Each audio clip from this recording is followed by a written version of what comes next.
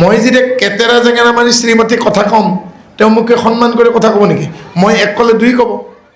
যি ডেকা ল'ৰাই সংসাৰৰ ভাৰখন ল'ব ভাল পায় কিন্তু তেওঁক জন্ম দিয়া পিতৃ মাতৃৰ প্ৰতি যিটো দায়িত্ব সেইটো বুজি নাপায়, পৃথিৱীত ডাঙৰ শিক্ষকজন হ'ল সময়। অনুশোচনাৰ সমান ডাঙৰ প্ৰায়চিত্ত নাই। শংকৰদেৱৰ চোলা চিলাই দিয়া ব্যক্তিজন ইছলাম ধৰ্মৰ আছিল, চান্দখাই।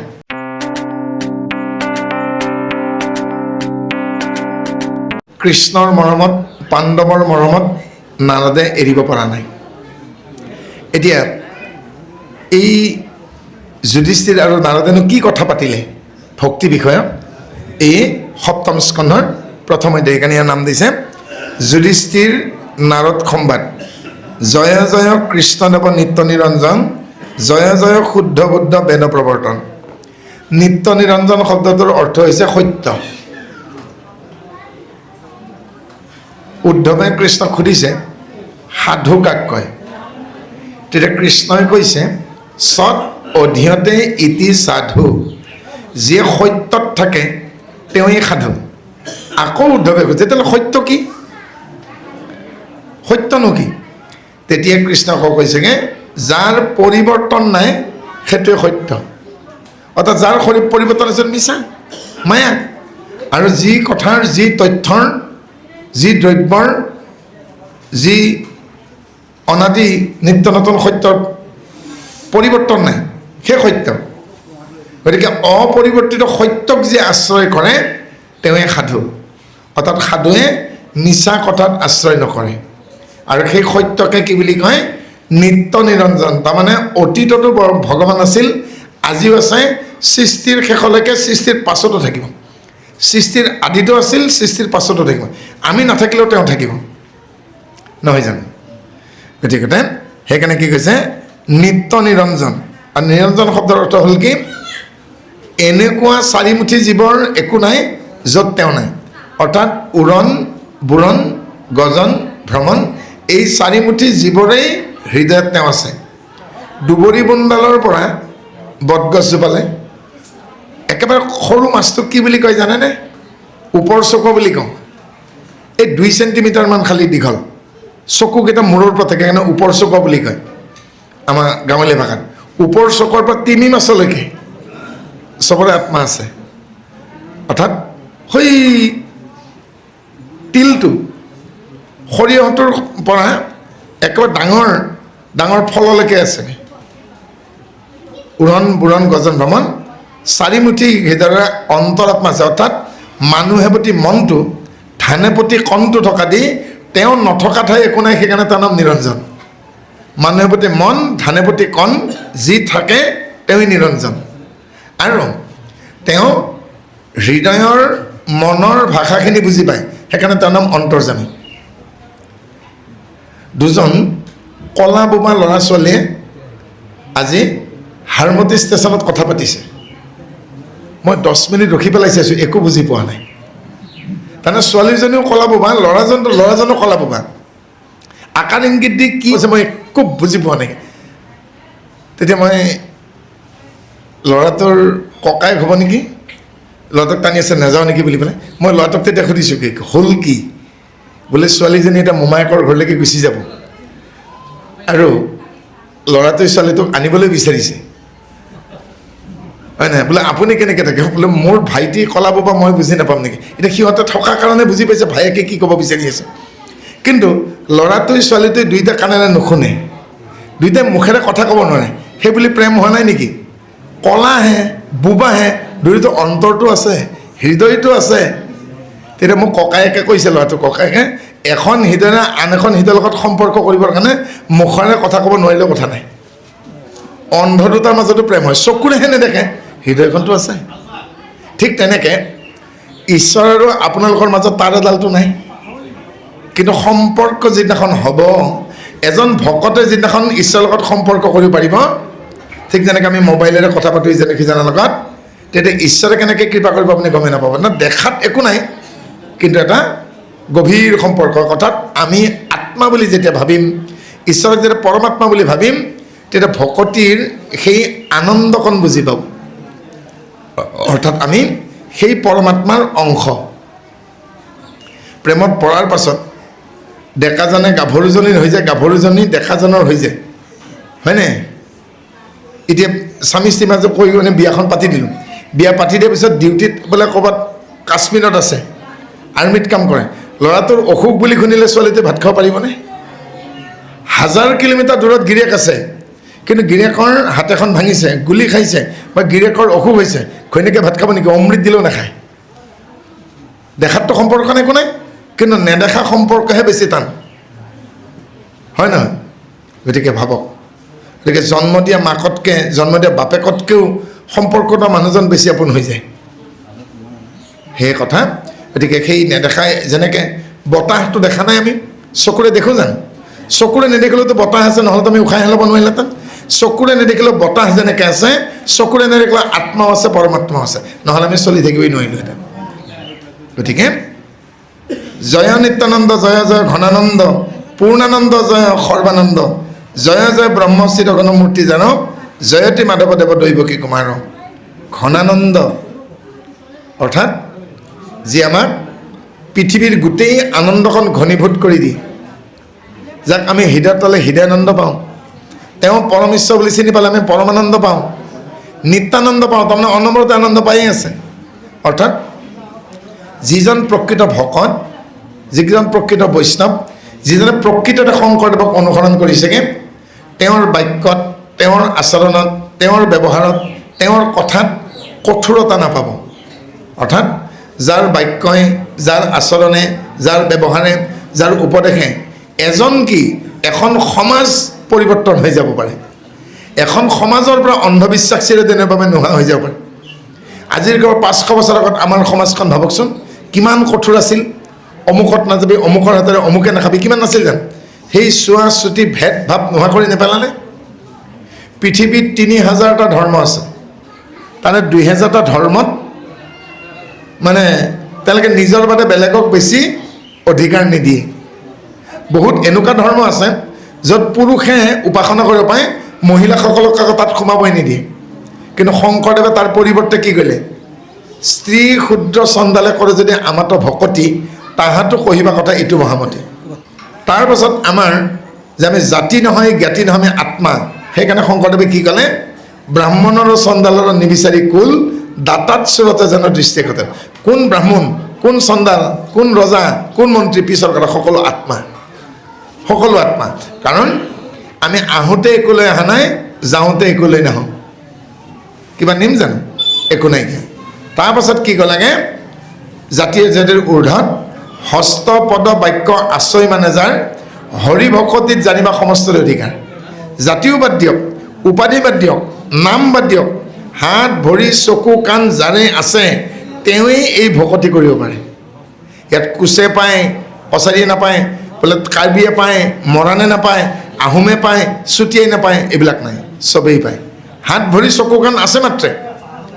শংকৰদেৱৰ চোলা চিলাই দিয়া ব্যক্তিজন ইছলাম ধৰ্মৰ আছিল, চান্দখাই দৰ্জী। তেওঁতো শংকৰদেৱৰ কাষতে বহিছিল। মেঘালয়ৰ গাৰো পাহাৰ জিলাৰ পৰা অহা গাৰুৰ গোবিন্দ শংকৰদেৱৰ কাষতে বহি নাম গাইছিল। অৰুণাচলৰ চাংলাং জিলাৰ পৰা অহা নক্তেনগাৰ নৰোত্তমাতই শংকৰদেৱৰ কাষতে বহিছিল, বহা নাছিল জানো? গতিকে শংকৰদেৱটো কেতিয়াও নগালেণ্ড গৈ নাছিল। স্বৰ্গদেউ ল'ৰা ৰজাৰ ভয়ত, চুলিক ফাৰ ভয়ত গদাপানী নগা পাহাৰলৈকে গৈ যোৱা ৰেকৰ্ড আছে বুৰঞ্জীত, কিন্তু শংকৰদেৱেতো নগা পাহাৰত উঠা নাছিল। কিন্তু কিমান দূৰ বাট, সেই 700 কিলোমিটাৰ বাট পাৰ হৈ আহিতো নক্তেনগা নৰোত্তমাতই শংকৰদেৱে পাইছে। শংকৰদেৱতো মেঘালয় পাহাৰত উঠা নাই ধৰ্ম প্ৰচাৰ কৰিব লাগে, কিন্তু মেঘালয়ৰ পৰা নামি আহি পেলাই গাৰুৰ গোবিন্দ, নহয় জানো? গতিকে ভাবক, তেওঁ ইমান আদৰ্শৱান আছিল, যাৰ কাৰণে তেওঁৰ আদৰ্শত অনুপ্ৰাণিত হৈ পাহাৰৰ জনজাত ভাইসকলো নামি আহি শৰণ লৈছিল, হয় নহয়? গতিকে আদৰ্শই এখন সমাজক বহুত আগলৈকে লৈ যাব পাৰে। জয় জয় কংস হৰি চানুৰ মৰ্দন, জয় অজয় হৰি জনদন, হে কৃষ্ণ এনেপায় লক্ষী কোটি নমস্কাৰ, গুৰুৰ স্মৰণে মণি পৰি বাৰম্বাৰ। আৰু তেওঁক কি বুলি কৈছে? জনাৰ্দন বুলি সম্বোধন কৰিছে। অৰ্থাৎ তেওঁ প্ৰত্যেক আমি জনলোকত থাকোঁ, প্ৰত্যেকজন ব্যক্তিৰে হৃদয়ত তেওঁ আত্মাৰূপে আছে। শৰীৰটো মায়াৰ সৃষ্টি, কিন্তু আত্মা পৰমাত্মাৰ অংশ। এই মায়া শৰীৰ পৃথিৱীত মিলি যাব, কিন্তু আত্মাৰ হৰণ ভগন একো নাই। যিটো আত্মাৰ হৰণ ভগন নাই, যিটো আত্মা প্ৰত্যেকৰ হৃদয় হৃদয় আছে, সেই আত্মাৰ অধিকাৰী ঋষিকেশ, তেওঁলোকে জনাৰ্দন বুলি কয়। অৰ্থাৎ এই জনলোকত থকা এনেকুৱা এজন ব্যক্তি নাই, অৰ্থাৎ পাপী তাপী যিজন, তেওঁৰো আত্মা কিন্তু কৃষ্ণ। কিন্তু পাপীজনে কৰা পাপৰ লগত কিন্তু আত্মা লেটি পেটি নহয়, কাৰণ আত্মাই পাপ পুণ্যকৰ লগত কেতিয়াও কৰ্মৰ্দন নকৰে, হাত নিমিলায়, সদায় সি তেল পানী হৈ থাকে।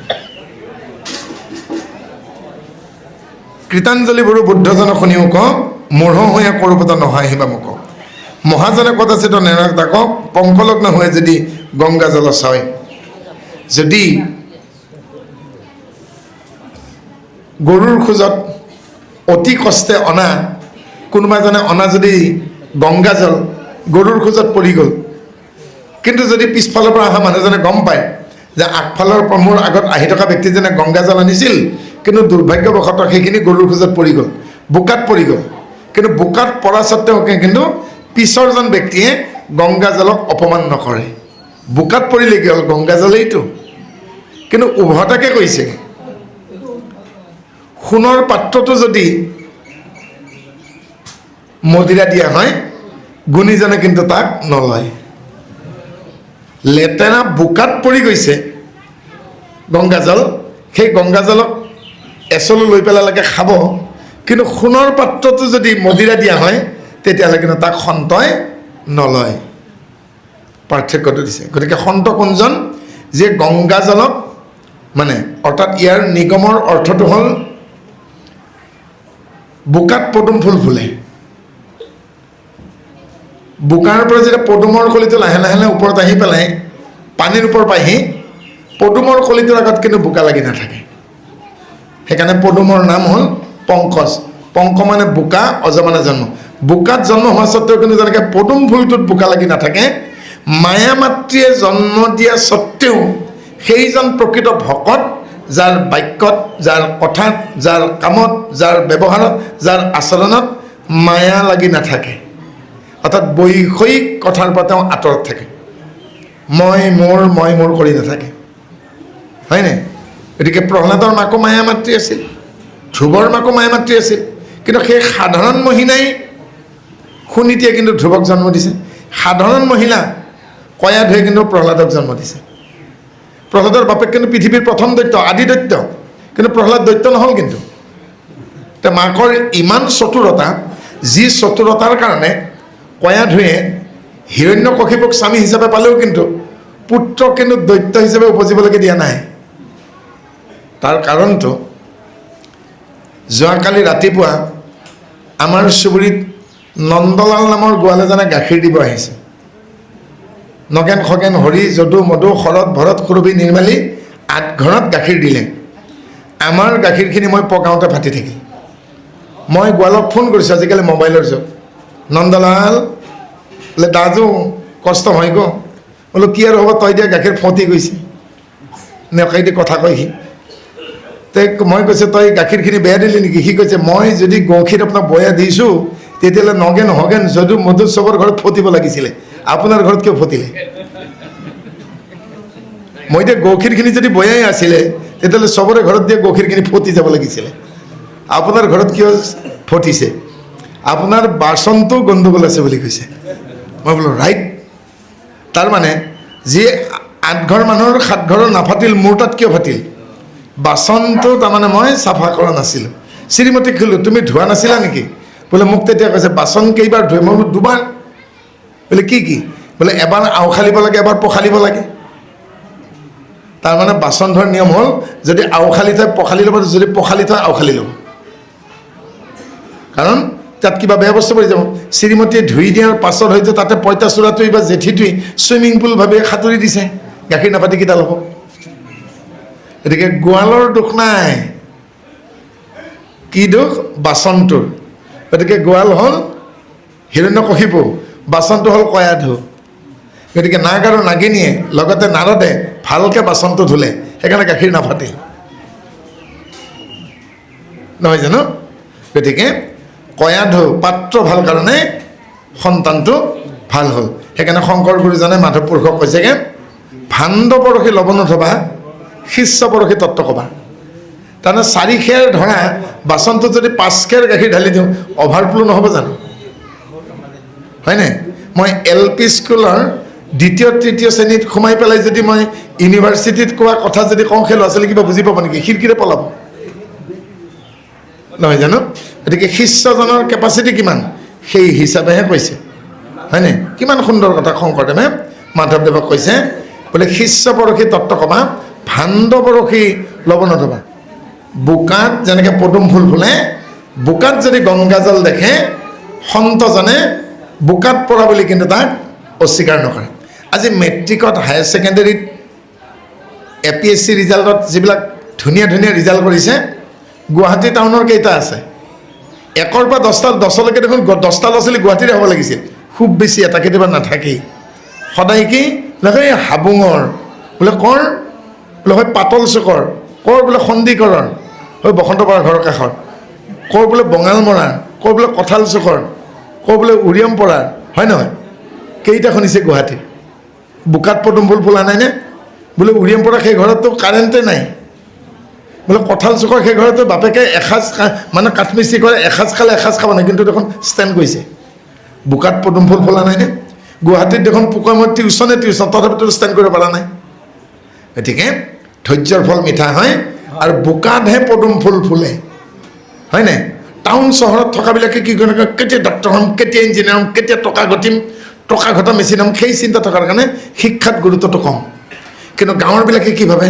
ইছ, আমাৰ ইমান কষ্ট, মা দেউতাহঁতে ইমান কষ্ট কৰি পঢ়াইছে, ইয়াৰ কিন্তু মূল্য দিব লাগিব, সেইকাৰণে গাঁৱৰ ল'ৰা ছোৱালীৰ ৰিজাল্ট ভাল। এতিয়া বোকাত পদুম ফুল ফুলা নাইনে? মস্ত ডাঙৰ দেৱতা এটাৰতো ল'ৰা নহয় প্ৰহ্লাদ, এটা দৈত্যৰ সন্তান, কিন্তু দৈত্যৰ সন্তান হৈও কিন্তু তেওঁ কিমান ডাঙৰ ভকত। ধ্ৰুৱৰ মাকক সেই অৰণ্যৰ মাজত থৈ দিছে। তাৰমানে ধ্ৰুৱৰ মাকৰ বেমাৰ এটা হ'ল। বেমাৰটো কি? সন্তান গাত আহিলে গৰ্ভৱতী হোৱাৰ লক্ষণ ফুটি ওলোৱা নাই, সেইকাৰণে তেওঁক নিৰ্বাসন দিলে। কিন্তু তেওঁ সন্তানক কিন্তু উপযুক্ত সংস্কাৰ দিলে। সেইকাৰণে এদিন পিতৃ উত্তানপাদৰ ঠাইত ধ্ৰুৱ ৰজা হ'ল, কিন্তু আদাক দেখি উঠিলগা কেতুৰি বোলে মোকে খা। ধ্ৰুৱৰ ভায়েক নাম হ'ল অমৃত, আৰু ঘৰত অমৃত বুলি নাতে, কিন্তু ভাল নাম হ'ল উত্তম। উত্তমে কিন্তু বনত গৈ পেলাই কিন্তু ভগৱন্তক নাপালে, যক্ষৰতত মৃত্যু হ'ল। গতিকে কাৰোবাক দেখি পেলাই গ'লে নহ'ব, বুজি যাব লাগিব। কাৰণ আমাৰ এই ধৰ্মটো কি হৈছে? জানিয়া লৈলো শৰণ, জানিব লাগিব। আৰু যি জানি পেলাই এবাৰ আহিছে, সেইকাৰণে গুৰুজনাই ইয়াতে একাদশত লিখিছে, যদি বোলা ৰাজা অজ্ঞানীৰ ভয়, অজ্ঞানেকে কৰণয় অন্তৰ, কি কৰে ভকতি হেন শংকা এৰি, ও তেজীয়া শুনাই উত্তৰ। হে ৰাজন, যদি ভাবিছা যে অজ্ঞানীৰ ভয় জ্ঞানেকে কৰে অন্তৰ, ভকতিয়ে কি কৰিব পাৰে তুমি শুনা। গতিকে যিজনে জানিব যে ঈশ্বৰ বাহিৰত নাই, মোৰ হৃদয়তে আছে, ঈশ্বৰে অনবৰতে মোক নজৰ কৰি আছে, সেইজনে কেতিয়াও চুৰ কৰিব নাযায়। চুৰজনে ভাবে মই কোনেও নেদেখাকৈ চুৰ কৰিছোঁ, কিন্তু সিটো নিজে দেখি আছে। চুৰজনক যদি সোধোঁ, তুমি যে চুৰ কৰিছিলা কোনোবাই দেখিছিল নেকি? নাই। কিন্তু তুমি নিজে জানা নাজানা তুমি যে চুৰ কৰিছিলা? বোলে মই জানো। তাৰমানে তুমিয়ে প্ৰথম সাক্ষী। তাৰমানে ঈশ্বৰে কৈছে উদ্ধৱক আৰু মানে অৰ্জুনক, অপৰাধীয়ে অপৰাধৰ প্ৰথম সাক্ষী। তাৰমানে যিয়ে অপৰাধটো কৰিলে তেওঁৱেই সেই বেয়া কামটোৰ প্ৰথম সাক্ষী। কোনোবাই দেখিছে বেলেগ কথা, হয়নে? হাঁহ চোৰৰ পাখি চিন, কঁঠাল চোৰৰ আঠাই চিন। গতিকে যিয়ে অপৰাধটো কৰিছে, সেইকাৰণে মাধৱ পুৰুষে কি লিখিলে? তোমাক মই ভাণ্ডো, তুমি মোক ভাণ্ডা, মই তোমাক মিছা কওঁ, তুমি মোক ফাঁকি দিয়া, কিন্তু তোমাৰ শৰীৰত যে 14টা সাক্ষী আছে, কৰ্ণে অশ্বিনী কুমাৰ, লিংগে প্ৰজাপতি, গুজ্জে মিত্ৰ, নহয় জানো? মনত চন্দ্ৰমা, চক্ষুত আদিত্য, এইসোপা ক'ত পাহৰিব? 14 সাক্ষী প্ৰমাণ দিব। গতিকে বেলেগক যেতিয়া আমি এটা আঙুলি দেখুৱাওঁ ই চোৰ বুলি পেলাই, বাকী 3টা আঙুলি মোক খুৱাইছে কিন্তু তইও কম নহয়। আমি এনেকৈ দেখুৱাইছোঁ নেকি? এনেকৈ দেখুৱাওঁ নহয় জানো? বেলেগক যদি নগেনক দেখুৱাইছে, খগেনক দেখুৱাইছে, তেনেহ'লে বাকী 3টা কথা তইও কিন্তু, হয়নে? আমি বাৰু ক'ত, কাৰণ চোৰেহে চোৰৰ ঠেং দেখে, সাপে সাপৰ ঠেং দেখে। আমিও কিন্তু ধোৱা তুলসীৰ পাত নহয়, তাকেই কৈছে। গতিকে বেলেগক আঙুলিৰ লগতে মই জানো পবিত্ৰ হ'ব পাৰিছোঁ?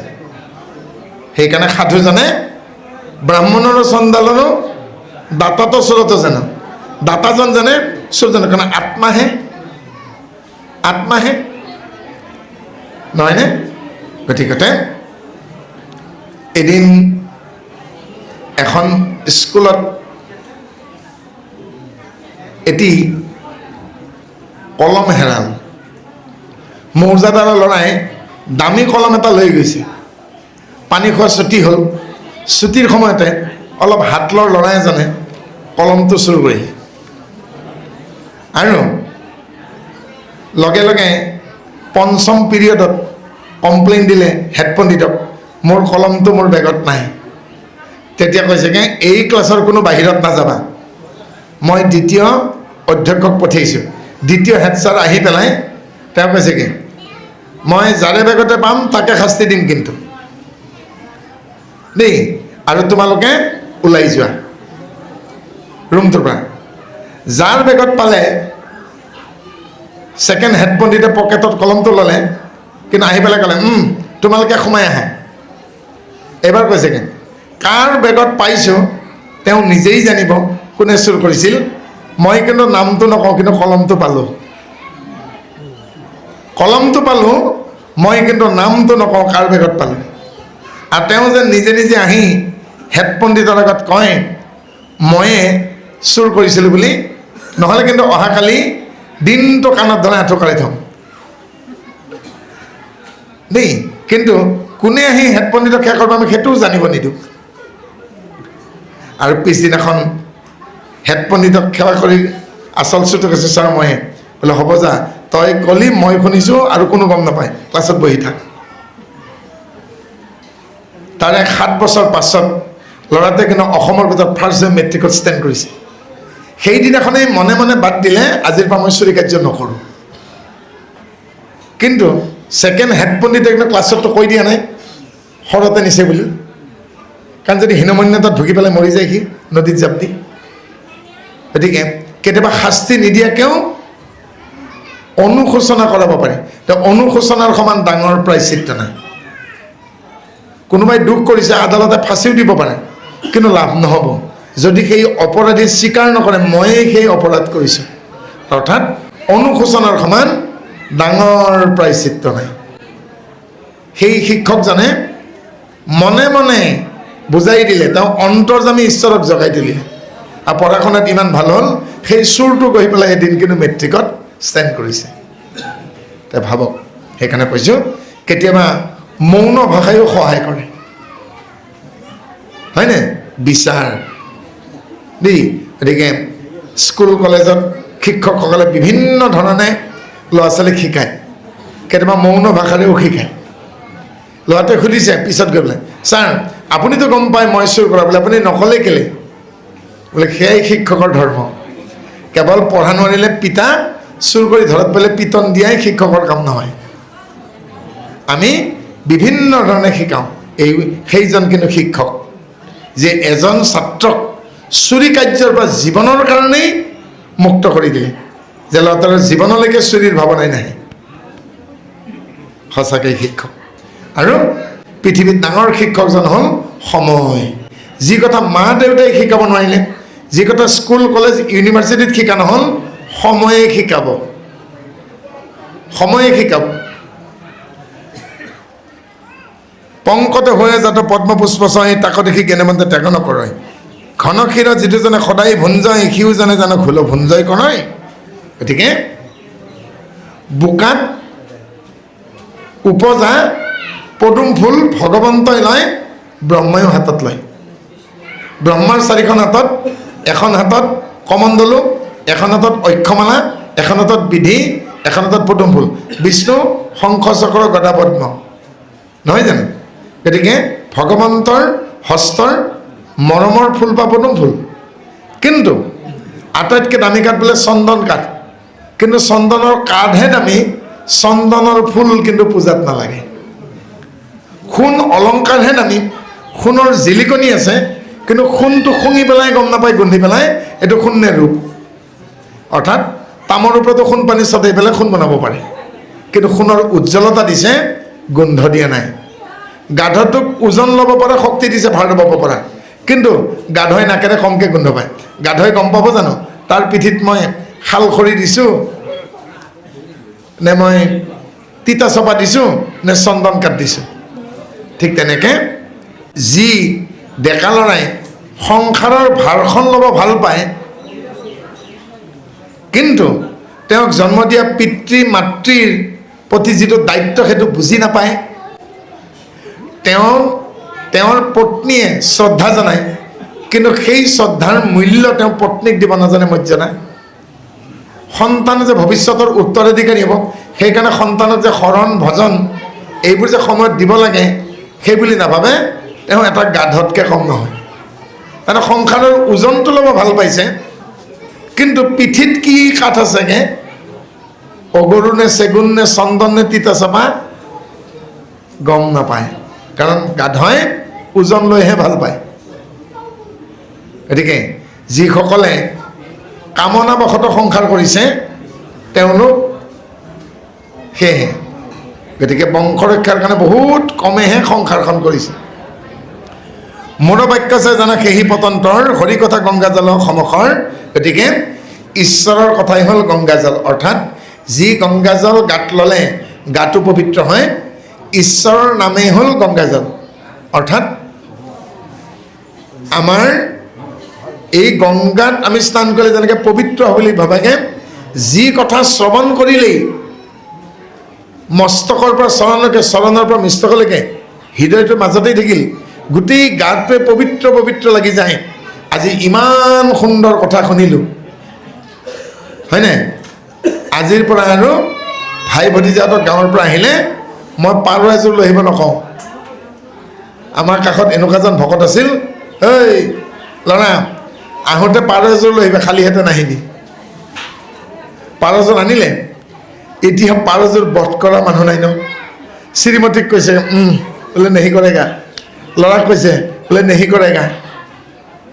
তেতিয়া ঘৈণীয়েকে কৈছে আপুনি কেলৈ আনিব দিছিল? বোলে মইতো নোৱাৰোঁ। আনিব কেলৈ দিছিল? হয়নে? তেতিয়া বুজি পালে কথাষাৰ, যে সেই পাপ তেওঁৰ পত্নীয়ে কৰিব খোজা নাই, ল'ৰাই কৰিব খোজা নাই। তেতিয়া তেওঁ ভায়েকক কৈছে আজিৰ পৰা আৰু মই ক'লেও নানিবি, ৰাস্তাতে উৰুৱাই দিবি। হয়নে? ঘৰত পোহা জীৱ জন্তু হত্যা কৰি খালে কি পাপ হয়, যেতিয়া গীতাখনি গম পালে বাপৰে বাপ কি পাপ কৰিছোঁ, হয়নে? গতিকে কাৰোবাৰ হত্যা কৰি জানো কোনোবাই শান্তি পাব পাৰে, কাৰোবাক অশান্তি দি? গতিকে তেওঁ বুজি পালে যে মই কিয় শান্তি পোৱা নাই। তেতিয়া কৈছেগৈ নীতিশাস্ত্ৰই, তুমি কাৰোবাক অশান্তি দিছা নেকি চোৱাচোন। মই যেতিয়া কেতেৰা জেঙেৰা মাৰি শ্ৰীমতীক কথা ক'ম, তেওঁ মোকে সন্মান কৰি কথা ক'ব নেকি? মই এক ক'লে দুই ক'ব, হয়নে? আৰু যদি মই মোৰ শ্ৰীমতী, মই মোৰ মানুহবিলাকক যদি সদায় আণ্ডাৰ এষ্টিমেট কৰি কৰি কথা কওঁ, এদিন টাইম হ'ব মই ব্লাষ্টিং হ'ব। ধ্বংস নকৰিব জানো? কাৰণ কোনেও বাকী নাৰাখে। সেইকাৰণে কি কৈছে, হৰি কথা পদ গংগা জল সমখৰ। যেনেকৈ গংগা জলে মানুহক পবিত্ৰ কৰে, ঠিক তেনেকৈ হৰি কথাই এই জ্ঞানৰ গংগা, আৰু আমাক সেই জ্ঞানৰ গংগাৰূপী এই চিন্তন মননে এজন ব্যক্তিক পৰিষ্কাৰ কৰে। বিদ্দিক কবিৰ কবিতা সংখ্যাত অনেক আছে পদ যদ্যপি সাক্ষাৎ। মোৰ বাক্য আছে ভৈল ঘোলপতন্তৰ পূৰ্বপৰি কবি বাক্য শিৰসমখৰ। গতিকে যিবিলাক বেদৰ আপ্তকাম বাক্য, গীতা ভাগৱতৰ ভাল ভাল কথা, সেইবোৰ যেন ক্ষীৰ, সেইবোৰ যেন মাখন, সেইবোৰ যেন লৱণো, আজি বিষয় বাসনাৰ কথা, সেইবোৰ যেন ঘোলটনা গাখীৰ খোলখিনি। গতিকে তেওঁ কৈছেগৈ আমাৰ আগৰ যিসকল কবি আছিল, বৈষ্ণৱ আছিল, তেওঁলোকৰ বাক্যবোৰ পদবোৰ যেন ক্ষীৰ লৱণ মাখন, কিন্তু আমাৰবোৰৰ কথাবোৰ যেন খন্তেকীয়া সেয়া কচুপাতৰ পানী যেন আৰু সেয়া যেন খোলহে গৰুৰ উৰাৱা কৰি আকাশে ফুৰন্ত আনুপক্ষী জগত দূৰক চলন্ত টিপচি উৰাৱা কৰি যাইবে নপাৰা হয় পাখা অনুৰূপে তবু উৰাৱা কৰে টিপচি চৰাইটো 100 ফুট ওপৰলৈ উৰিব পাৰে কিন্তু গৰুৰ পক্ষীটো বোলে সূৰ্যৰ কাষলৈ উৰিব পাৰে কাৰণ তেওঁৰ পাখিত জোৰ আছে পৃথিৱীত এনেকুৱা চৰাই আছে যি এবছৰ ধৰি উৰি থাকিব পাৰে কাজিৰঙা ইত্যাদি আমি কেতিয়াবা এই দিক্ৰমত দেখোঁ দিবাঙত দেখোঁ দিখৌত দেখোঁ 1000 কিলোমিটাৰ দূৰৰ পৰা কিছুমান বনৰীয়া হাঁহ উৰি আহে বেকে চাইবেৰী অঞ্চলৰ পৰা চীন দেশৰ পৰা মাণ্ডাৰিন হাঁহ উৰি আহে কাজিৰঙাৰ মাজৰ হাবিলৈকে কিমান 1000 কিলোমিটাৰ কিমান মাহ লাগিছে বা ক'তোতো ৰোৱা নাই পানীত থকা হাঁহবোৰে পেলিকানবোৰে মাজত গছত নিজিৰাই পানীৰ পৰা উৰি আহে আকৌ পানী নপৰালৈকে উৰিয়ে থাকে তে ভাবকচোন কিন্তু টিপচি চৰাইটো জানো সেনেকৈ উৰি থাকিব পাৰিব এনেকুৱা চৰাই আছে পৃথিৱীত আকাশতে কণী পাৰে কণীটো মাটিত আহি নাপাওঁতেই ফাটি পেলাই পোৱালি হৈ পোৱালিটো মাটিত নপৰত আকৌ উৰি যায় হামিং বাৰ্ড তে ঈশ্বৰৰ ৰহস্য নহয় জানো কোনোবাই আকৌ ডিমটো পাৰি পেলাই এমাহ উমনি দি থাকে কাৰোবাই আকৌ একেদিনে মানে কণী ডিমটো দিয়ে একেদিনে ডিমটো পাতি একেদিনে পোৱালি হৈ আকৌ উৰেগে স্বাৱলম্বী কাক কয় জেঠী এজনীক চাব পঢ়া টেবুলত এদিন জেঠী এজনীয়ে কণী পাৰি থৈছে কিতাপ পত্ৰ ইফাল সিফাল কৰোঁতে জামিতি বক্সটো লাগি পেলাই জেঠীৰ ডিম এটা ভাঙি গ'ল বোলো সৰ্বনাশ মোক পাপে চলি জেঠীৰ ডিমটো পূৰত হৈছিল তাৰ পৰা জেঠী পোৱালি এটা ওলাল মইনো কি কৰে চাওঁ আৰু জেঠী পোৱালিটোৱে তাৰ গাটোৰ চাৰিওফালৰ কণীৰ চুকুৰাটোত লাগি থকা যিখিনি বিজল সেইখিনি খালে খাই পেলাই তৎক্ষণাত সি ৱালত বগাই গুচি গ'ল এইমাত্ৰ জন্ম পাইছিল আৰু অলপ পিছত গৈ পেলাই সৰু মহ এটাত খেদা মাৰি খালেগৈ 15 মিনিটত অৰ্থাৎ তাকতো মাকে লাগি থকা নাই দেউতাকে লাগি থকা নাই সি জন্মেই স্বাৱলম্বী হয় নাই নেজডাল দৰ্জাখন চেপি দিওঁতে ছিঙি গ'ল এসপ্তাহ পিছত নেজডাল আকৌ গজে মানুহৰ জানো হাতখন ছিঙি গ'লে গজিব গতিকে প্ৰাণীবোৰক ঈশ্বৰে কমকৈ কৃপা কৰা নাই সকলোকে কৃপা কৰিছে কিন্তু আমি বুজি নাচাওঁ গতিকে ছত্ৰপতি শিৱাজীক যেতিয়া ঔৰংগজেবে বন্দী কৰি ৰাখিছিল এটা গুহাত অকণমান ফুটা এটাৰে পোহৰ আহে সেই পোহৰখিনিত তেওঁ দেখিছেগৈ মকৰা এটাই জাল বান্ধি আছে 16 বাৰ নে 17 বাৰ জালখন বনোৱাৰ পিছতে জালখন সম্পূৰ্ণ হ'ল আৰু তেওঁ পোক ধৰি খাব পাৰিছে তেতিয়া তেওঁ সেই মকৰাটোৱে বাৰে বাৰে চেষ্টা কৰি যেনেকৈ সফল হ'ল তেওঁ ঔৰংগজেবৰ সেই ষড়যন্ত্ৰ ফালি তেওঁ পৰীক্ষা কৰিবলগীয়া সৈন্যক বধ কৰি সৈন্যৰ পোছাক পিন্ধি ঔৰংগজেবক চকুত ধূলি দি গুচি আহিল অৰ্থাৎ চেষ্টাৰ অসাধ্য একো নাই নহ'লে কিন্তু তিল তিলকৈ তাতেই তেওঁৰ মৃত্যু হ'লহেঁতেন গতিকে আমিও চেষ্টা কৰিব লাগিব এবাৰ দুবাৰ নহ'লে একেবাৰে নোৱাৰিলে 100 বাৰে কৰা কৈছেনে কিন্তু চেষ্টা নকৰাকৈ যদি আমি ধনী হ'ব বিচাৰোঁ সফল হ'ব বিচাৰোঁ নহ'ব আৰু যেতিয়ালৈকে আমি সময়ৰ টকাৰ ব্যৱহাৰৰ এইবোৰৰ মূল্য নুবুজিম আমাক ঈশ্বৰে কৃপা নকৰে আমাৰো জানিবা সেই পতন্তৰ প্ৰায় লজ্জা এৰি হৰি গুণ গাইব সদায় আজিকালিৰ মানুহে সৰু সৰু কথাত এজনে আনজনক লেতেৰা ভাষাত গালি দিবলৈ লজ্জাবোধ নকৰে কিন্তু কি বা কথা ঈশ্বৰৰ নামখিনি ল'ব লাগে কিন্তু লাজ পায় আমি শুকান ভাজি বুলি কওঁ শুকান ভাজি মানে বুজি পায়নে থপাত খাই যায় সাধা হয়নে এনেকৈ কৰি পেলাই সন্তাসনেদি মাৰি নাথাকে জানো আমি তাক শুকান ভাজি বুলি কওঁ আৰু মাজে মাজে কেইটামান থাপৰ নামাৰে জানো কিন্তু সেই ধপাত মলি থাকোঁতে কিন্তু চপত চপতকৈ মস্ত ডাঙৰ ডাঙৰ থাপৰ মাৰে কিন্তু যেতিয়া নাম প্ৰসংগ হয় তেতিয়া কিন্তু চাপৰিৰ আৱাজেই নুশুনো এনেকৈ চাপৰিকেইটা বজাই যেন হাতত জ্বলাপতিহে যাব হয় নহয় আঞ্জাত নাখাই লোন পিটিকাত যায় 3 গুণ হয়নে আঞ্জাত নিমখ কমকৈ দিবি দেই কালি চোকা হৈছে কিন্তু তাতকৈ বেছিকৈ কিন্তু আলু পিটিকা বেঙেনা পিটিকাত দি লৈছে য'ত কষ্ট কৰিব লাগে তাত নকৰে সেইকাৰণে কৈছেগৈ য'ত কষ্ট কৰিব লাগে তাত কৰক আৰু লজ্জাৰে হৰি গুণ গাইব সদায়। ঈশ্বৰৰ নাম গাওঁতে লাজ পাবলৈ কি আছে? ঈশ্বৰৰ নামতো বেয়া শব্দ একো নাই। ৰাম কৃষ্ণ হৰি গোবিন্দ অনন্ত কেশৱ মুকুন্দ মাধৱ অনন্ত আছে জানো বেয়া কথা? এতিয়া বেয়া দৃশ্য এটা দেখিলে ৰাম ৰাম আজি মই এয়াহে দেখিবলগীয়া আছিলে, কোনো বেয়া পাব নেকি? হৰি হৰি মই কি দেখিলোঁ, তাত কিবা বেয়া কথা আছে নেকি? কিন্তু কাৰোবাৰ জীয়েকক জোকাওঁতে বাঁহৰ তলত কাৰোবাক সৰু কথাতে বেয়া গালি দিয়ে তেতিয়া কিন্তু জিভা কোচ নাখায়, তেতিয়া কিন্তু লাজে তেতত চেপা পানী নধৰে।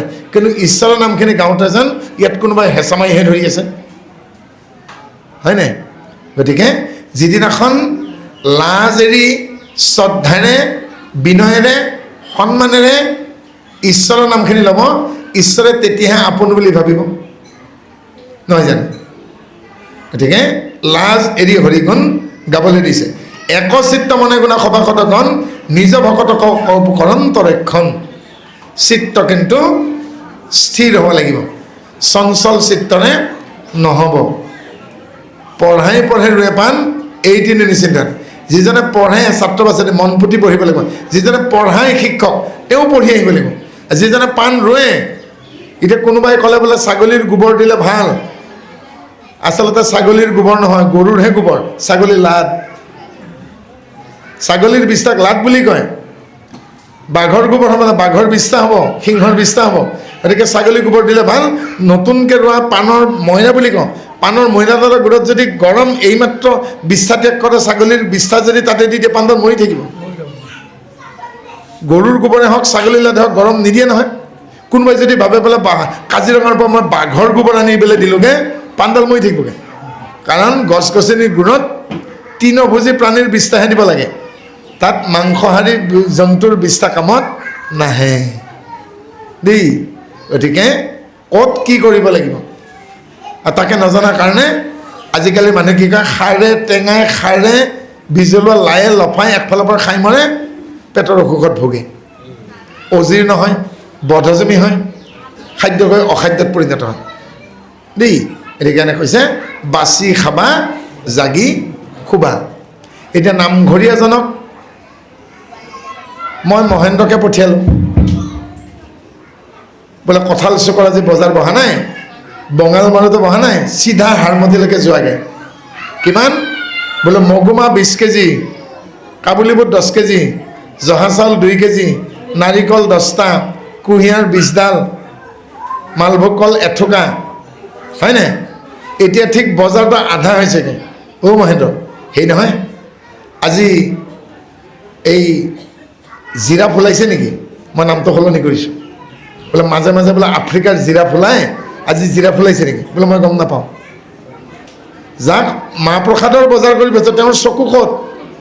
কল বুট মাহ তিয়ঁহ কল আপেল নিমখ আদা ক'ত পায়?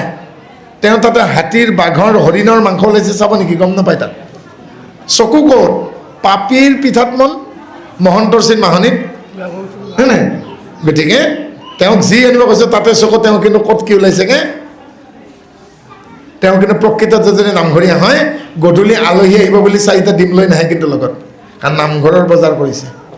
গতিকে নামঘৰীয়াৰ চকু যেনেকৈ অকল নামঘৰৰ উপকৰণতহে, বাকী আমি খাদ্যত নহয়। গতিকে আমি চিত্ত স্থিৰ। অৰ্জুনক কৈছে তুমি কি দেখিছা? গুৰুদেৱ, মই সেই পাকৰিজোপাৰ ওপৰত বান্ধি থোৱা চৰাইটোৰ চকুটোৰ বাদে একো দেখা নাই। 1 2 3 বান এৰি দিয়া চৰাই মাটিত, কিন্তু বাকীবিলাকৰ বান চৰাইটোৰ ফিচাৰে গৈছে, চৰাইটোৰ আগেৰে গৈছে, চৰাইটোৱে বহি থকা ডালটোৰ তলেৰে গৈছে, এটাও বগৰাব নোৱাৰিলে। কিন্তু অৰ্জুনে সেই চৰাইটোৰ চকুৰ বাদে বেলেগ দেখা নাই। বান এৰি দিয়া ধনঞ্জয়, চৰাই মাটিত। লক্ষ্য স্থিৰ। বাঘে সিংহই বনত হৰিণ পহুবিলাক চাই থাকে। 10টা হৰিণ গৈছে, তাৰমানে এই 10টাৰ ভিতৰত কাৰ ভৰিখন বেয়া লেকেচিয়াই গৈছে, সেইটোক চুপিব, খেদিব খেদিব খেদিব, 1 ঘণ্টা লাগক 2 ঘণ্টা ক্ষেত্ৰত ধৰিয়ে পেলাব। সেনেকৈ লক্ষ্য স্থিৰ কৰি ল'ব। আৰু সেই বাঘে যদি আহি গাঁও পালে, গাঁও পাই পেলাই যদি হাজৰিকা বৰা ৰাজখোৱা শৰ্মা পাঠেক কাৰোবাৰ ঘৰৰ গোহালিত ভৰি ভাঙি পৰি থকা হালৰ বলদটোক পালে, অৰ্থাৎ সহজ চিকাৰ। গোহালিৰ গৰুটো সহজ চিকাৰ নহয় জানো? বান্ধি থোৱা গৰুটো ক'তোতো পলাব নোৱাৰে। সেইটো বাঘে গৈ পেলাই কিন্তু বনৰ হৰিণ নদৌৰায়। এইবাৰ সি মানুহ খাব। অভ্যাস পৰিৱৰ্তন হৈ গ'ল। অভ্যাস পৰিৱৰ্তন হ'লেই ডেঞ্জাৰ দেই। গতিকে সেনেকৈ ভাল অভ্যাস কৰি লওক, যেতিয়া সেই বনৰীয়া মনটো ঘৰচীয়া কৰি পেলাব, সিহঁত বনলৈকে যাব নেকি? নাযায়। গতিকে মায়াৰ ফালৰ পৰা আনি হৰিমুখী কৰি দিয়ক, ঈশ্বৰমুখী মনটোক, চিত্তক, আৰু সি বনৰীয়া নহয়। আৰু তাকে নকৰি যদি সি বনৰীয়া কৰি থৈ দিয়ে মনটোক, তে কোনে কৰিব? যিয়ে মনটোক ৰজা পাতি লয় তেওঁ কেতিয়াও ভকত হ'ব নোৱাৰে। মনটোক আপুনি আপোনাৰ ৰজা হ'ব নিদিব। মনটোক আপুনি আপোনাৰ ছাত্ৰ বনাওক, আপোনাৰ ভাই বনাওক। আৰু মনটো যদি আপোনাৰ ওপৰত উঠি ল'লে, আজিকালি প্ৰায়ে ঘৰবিলাকত দেখোঁ ল'ৰা ছোৱালীবিলাক এই মেট্ৰিক পাছ কৰাৰ সময়তে অবাধ্য হয়। যেতিয়া মাক দেউতাকৰ কথা নুশুনা হ'ব, লগৰ ল'ৰা ছোৱালীয়ে যি ছাবজেক্ট ল'ব সেই ছাবজেক্টকে সি ল'ব বিচাৰিব। অমুকে অমুকত মেজৰ লৈছে ময়ো ল'ম, অমুকে বাইক লৈছে ময়ো ল'ম, অমুকে স্মাৰ্টফোন লৈছে ময়ো ল'ম। সেই জেদত যেতিয়া যাব, দেউতাকৰ মাকৰ ইনকাম কেইটাত গুৰুত্ব দিব। বাপেকে দিব ক'ৰ পৰা? বাপেকে কলিজাখন বেছি দিলে হ'ব, কিডনীটো বেছি, হয় নাই? গতিকে যেতিয়াই ল'ৰাটো পিতৃ মাতৃৰ অবাধ্য হ'ব, আপোনাৰ হাতৰ মুঠিৰ পৰা ওলাই গ'ল আৰু জীৱনত তাক নাকি লগাব নোৱাৰে। গতিকে সৰুতেই আপুনি আপোনাৰ ল'ৰাটোক ছোৱালীটোক বস্তুৰ মূল্য শিকাক। এই বস্তুখিনি ইনকাম কৰোঁতে যে ইমান সহজ নহয়।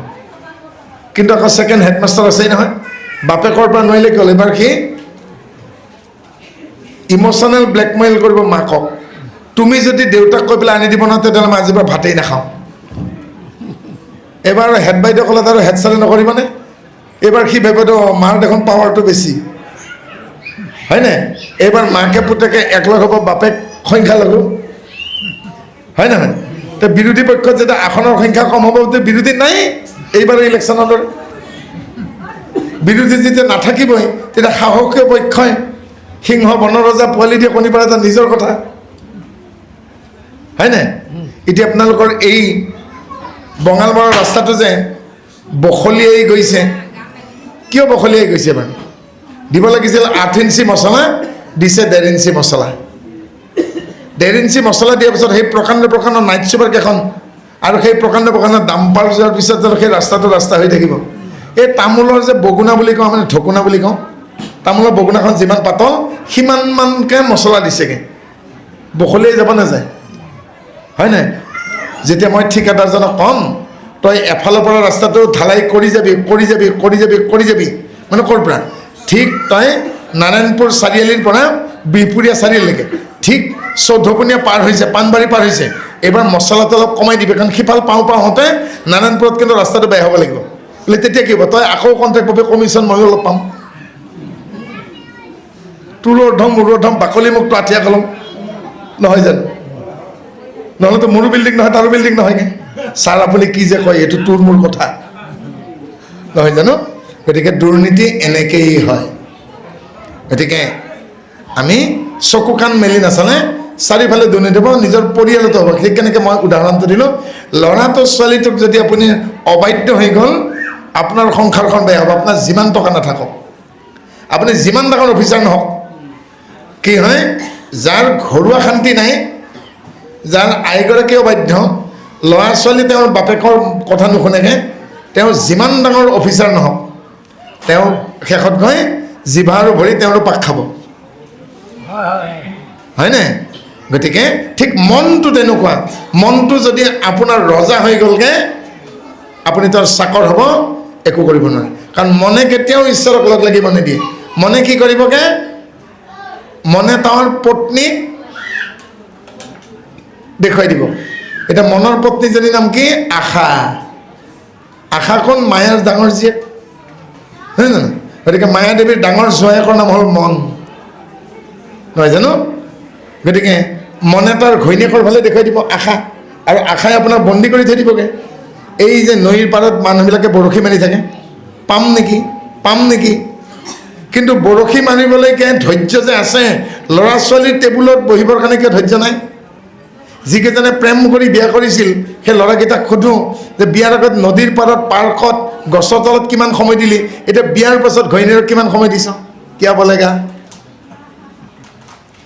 নহয় জানো? গতিকে বিয়াৰ আগত যেনেকৈ সময় দিছিল বিয়াৰ পাছতো যদি পৰিয়ালটোক সময় দিয়ে সেই পৰিয়াল ভাল হ'ব। প্ৰেম কোনে কৰা নাই? দুষ্যন্ত শকুন্তলাৰ লগত প্ৰেম কৰিছিল, কিন্তু যেতিয়া কৰ্ণমণিক কৈছিল হে পিতৃ, শকুন্তলাই কৈছেগৈ মোৰ কিন্তু দুষ্যন্তৰ লগত প্ৰেম হ'ল। কৰ্ণমণিটোতো পাপ বুলি কোৱা নাই। কৰ্ণমণি কৈছে প্ৰেমত পাপ নাই, কিন্তু দুয়ো যদি সেই সম্বন্ধটোক সন্মান কৰা ভাল হ'ব, কিন্তু যদি সন্মান নকৰা গোল্লাই যাবা। গতিকে শকুন্তলাই অলপ কমকৈ সন্মান কৰিলে, দুষ্যন্ত পাহৰি গ'ল, এৰাৰি হ'ল, নহ'ল জানো? আঙুঠিও হেৰাই পেলালে। গতিকে প্ৰেম কৰিলে ন, প্ৰেম পবিত্ৰ, প্ৰেমত পাপ নাই, কিন্তু প্ৰেমক সন্মান কৰি কৰিব লাগিব। কিন্তু যেতিয়া প্ৰেম কুকুৰ মেকুৰীৰ প্ৰেম হয় তেতিয়া তাত বেভিচাৰ হয়, কাৰণ অতিচাৰৰ শেষ সেৱাৰ নামে বেভিচাৰ। অতিচাৰ বুলি যে কওঁ বোলে নগেনে খগেনে বোলে অতিচাৰ হ'ল, অতিচাৰ হ'লে বেভিচাৰে, বেভিচাৰ হ'লে মাৰ খায়। গতিকে বেভিচাৰ নহ'ব লাগিলে অতিচাৰ নহ'ব লাগিব। অতিচাৰ নহ'ব লাগিলে কি পাব লাগিব? সংস্কাৰ। যাৰ সংস্কাৰ আছে, যে সংস্কাৰ পাইছে সি অতিচাৰ কেতিয়াও নকৰে, সীমা চেৰাই নাযায়। দেউতাই বহাগ বিহুৰ দিনাখন, মানুহ বিহুৰ দিনাখন নামঘৰত গামোচা সলাই দি থাপনাৰ ঘৰত আহি জলপান লয়। মানুহ বিহুৰ দিনাখন আমাৰ আগবেলা অন্ন নলয়, কোমল চাউল দৈয়ে সৰুমে জলপান লয়। দেউতাই জলপান লোৱাৰ পিছত মুহুদি কৰে, হৈ বকুল বটাটোৰ পৰা তামোল এখন আৰু খৰিকা লয়। এতিয়া মোৰ তামোল খাব লাগে মন গ'লে বুলি পেলাই দেউতাৰ হাতখনৰ ওপৰি দি পেলাই তামোল ল'ম নি? হয়তো মই থিয় হ'ম কাষত গৈ, হয় সৰু বাবাই তামোল লাগে নি? মাক ক'ব ঐ ল'ৰা মাক নাহ কেলে, বোলে কি ইয়াৰ তামোল এখন দি পেলাই সৰু পুতেলৰ হাতত দে, সি বোধহয় কেনিবা যাব। কিন্তু মই খাবলৈ মন গ'লেতো মই দেউতাৰ হাতৰ ওপৰি দি গৈ পেলাই হাতখন লোৱা নাই ন, সন্মান কৰোঁ। আৰু সেই সন্মানটো যদি মই নকৰোঁ তেতিয়াহ'লে মই নান্দনিক দূৰত্বটো অতিক্ৰম কৰিম। নান্দনিক দূৰত্বটো কি?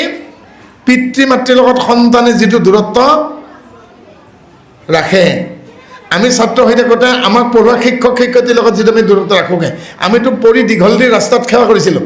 এতিয়া এনেকুৱা যুগ আহিল, কঁঠাল চুকত যদি নগেন মাষ্টৰক লগ পায়, আমাৰ শৰৎ মৰ্যাদাৰ পুতেকে কান্ধত খুন্দা মাৰি থৈ গৈছে, সেইডাল বুঢ়া বোলে তই যে খুন্দা মাৰি থৈ গ'লিগৈ, এই ওৱান্স আপন এ টাইম আপুনি মোক পঢ়াইছিল, এতিয়া কিডাল আহে যায়, হয় নাই? এসময়ত আপুনি পঢ়াইছিল আৰু এল পি স্কুলত, তাকে মই মূৰত দাঙি লৈ থাকিম নেকি? এতিয়া প্ৰিন্সিপালকো খুন্দি থৈ যাব পাৰে, কিন্তু আমাৰ দীঘল দি পঢ়িছিলোঁ। গতিকে পিতৃ মাতৃৰ লগত সন্তানে যিটো দূৰত্ব মেইনটেইন কৰে তাকে হ'ল নান্দনিক দূৰত্ব। আৰু নান্দনিক দূৰত্ব বজাই ৰাখিলে কি হয়? নান্দনিক সৌন্দৰ্য। আৰু নান্দনিক সৌন্দৰ্যবোৰ কি কি? দয়া, মৰম, কৰুণা, শ্ৰদ্ধা, শৃংখলাবদ্ধতা, নিয়মানুৱৰ্তিতা, ত্যাগ, বিনয়, নহয় জানো? কিমান ধুনীয়া ধুনীয়া নহয় জানো সন্তানবোৰ? তাৰমানে যদি নান্দনিক দূৰত্বক স্বামী বুলি ধৰে, নান্দনিক সৌন্দৰ্য পত্নী বুলি ধৰে, এই স্বামী স্ত্ৰীহালৰ সন্তানকেইটা কি কি? দয়া, কৰুণা, বিনয়, লজ্জা, মৰম, শ্ৰদ্ধা, কৰুণা, ত্যাগ, বিশ্বাস, আস্থা, ভৰসা, স্বচ্ছতা, transparency, trust, dedication, loyalty, politeness, salvation, punctuality, ethics, equity, discipline. যিহঁতে কয় ইংলিছত ক'লেও আছে, অসমীয়াত ক'লেও আছে, একেইটো। আমি সোমবাৰ মঙলবাৰ কওঁগৈ, ইংলিছত ছানডে মনডে টিউজডে একেখিনি নহয় জানো? ইংলেণ্ডতো 7 দিন, আমাৰ ইয়াতো 7 দিন, কিনো আছে? গতিকে এই সন্তানকেইটা হ'ল দিব্য গুণ। যেতিয়া সেই দিব্য গুণকেইটা পাব, তেওঁ তেতিয়া পুৰুষ হ'লে দিব্য পুৰুষ আৰু নাৰী হ'লে দিব্য নাৰী হৈ যাব। যিদিনাখনে দিব্য নাৰী হৈ যাব সেইদিনাখন সেৱক হ'ব। যিসকল সেৱক, যিসকলে সেৱাৰ অৰ্থ বুজি পাইছে, তেওঁলোকৰহে এই দিব্য গুণবিলাক থাকে, সকলোৰে নাথাকে। নহ'লে হাতৰ আঙুলি গোটেইকেইটা সমান হ'লহেঁতেন। একে বাপেকৰে সন্তান হোৱাতে গোটেইকেইটা হয় নেকি? বা ডাঙৰটো ইমান নম্ৰভদ্ৰ, সৰুটো কথা কবে কাহঁত কোব মাৰি উঠে। ডাঙৰটো ইমান ভদ্ৰ, সৰুটো মানে কথাত কাহঁত কোব মাৰি উঠে। একে বাপেকৰেতো, একে মাকৰে, কি কাৰণে হয়? সেয়াই ভাৱনা। সেইকাৰণে কৈছে যে মোৰো এনেকুৱাই ভাৱনা যে ভকতৰ বিপক্ষ আচৰে যিটো জন, তাৰ হৃদয়ক হৰি কৰা বিধান। যিজনে প্ৰকৃত ভকতক অনিষ্ট কৰে, সেইজনৰ হৃদয়ত আত্মা থাকিলেও সেই আত্মাক যেনেকৈ লেতেৰা আইনাখনত, যিখন আইনাত দাপোনত ধূলি পৰি থাকে, প্ৰতিবিম্বটো স্পষ্টকৈ নেদেখে, যাৰ মনটো লেতেৰা, যি কপট, হিংসা, গৰ্ব, অহংকাৰত থাকে, তেওঁৰ নিজৰ হৃদয়ত ঈশ্বৰক কেতিয়াও দেখা নাপায়, কেতিয়াও দেখা নাপায়। এদিন শ্বিলঙৰ ফালে যাওঁতে নাতিটোৱে সুধিছে, ককা এই পাহাৰীয়া নদীখনৰ পানীখিনি ইমান চাফা আইনাৰ দৰে, কিন্তু মাছ দেখোন বৰ কম, তাৰ মাছ নাই এটা, পৰিষ্কাৰ পানী। তাৰপিছত সৰু সৰু মোৱা মাছ দুই এটা দেখা গৈছে। তেতিয়া মই তাক কৈছোঁগৈ, লেতেৰা পানীতহে মাছ বেছি থাকে। ঠিক কেনেকৈ পবিত্ৰ হৃদয় যাৰ, যিসকল হৃদয়ত মলি নাই, সেইবিলাক মানুহৰ বন্ধু কম, আৰু যিবিলাক মানুহৰ লেতেৰা মনটো কপট কোচত, সেইবিলাকৰ বন্ধু বেছি। এজন মদাহীৰ পকেটত টকা নাথাকিলেও কথা নাই, গধূলি কিন্তু তাৰ ভৰি ভাজ খাবই। সি কেনেকৈ খাই আহিব তাৰ নিজৰ কথা, হয়নে? গতিকে মই বিদেশত ধৰ্মৰ মিটিং কৰিবলৈকে আমি 20জনমান গ'লোঁ। গৈ পেলাই ইলেকশ্যনৰ সময় ত্ৰিপুৰা ৰাজ্য, আমি থাকিবলৈকে হোটেল পোৱা নাই, য'তেই গৈছোঁ হোটেল মানুহ ভৰ্তি। তাৰপিছত আমাৰ এজন ভকতে কৈছেগৈ, কি কৰা যায়? তেতিয়া এজনে তাৰমানে অলপ তুলুং ভুটুংকৈ আহিছে, আহি পেলাই কৈছেগৈ, দাদা মাল্টা কোঠাই পোৱা যায়?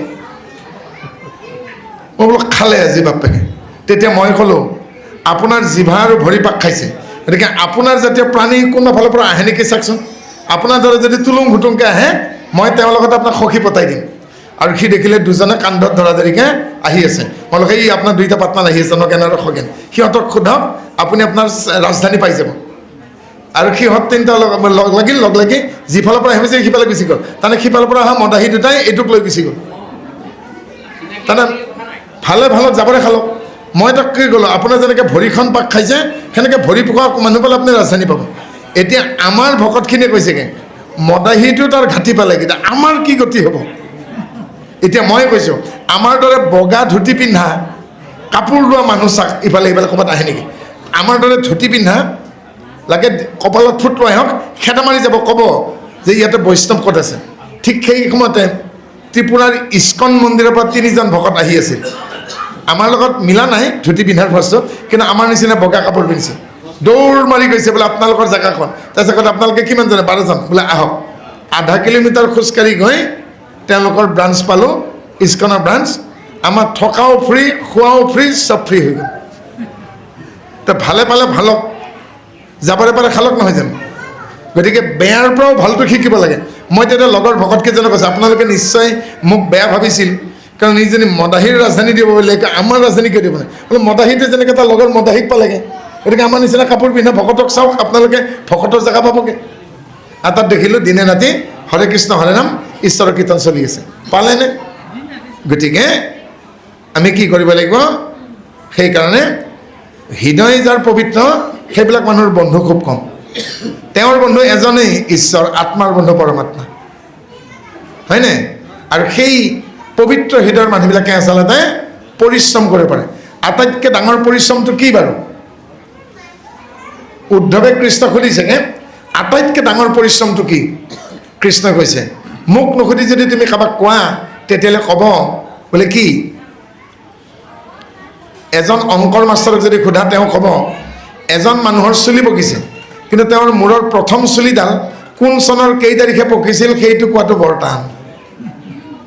মূৰৰ চুলিবিলাক পকিছে, এখেতৰ চুলি পকিছে, মোৰো পকিছে, কিন্তু এখেতৰ মূৰৰ প্ৰথম চুলিডাল কোন তাৰিখে পকিছিল সেইটো অংকৰ মাষ্টৰে অংক কৰি দিব নোৱাৰে। খৰিফলা মানুহজনক যদি সোধে, তেওঁ ক'বগৈ এই তেতেলী গছ বৰ দিগদাৰী পাব, বুজিছা, কোঠাৰৰ নাল ভাঙি যায় আৰু জুই উঠি যায়।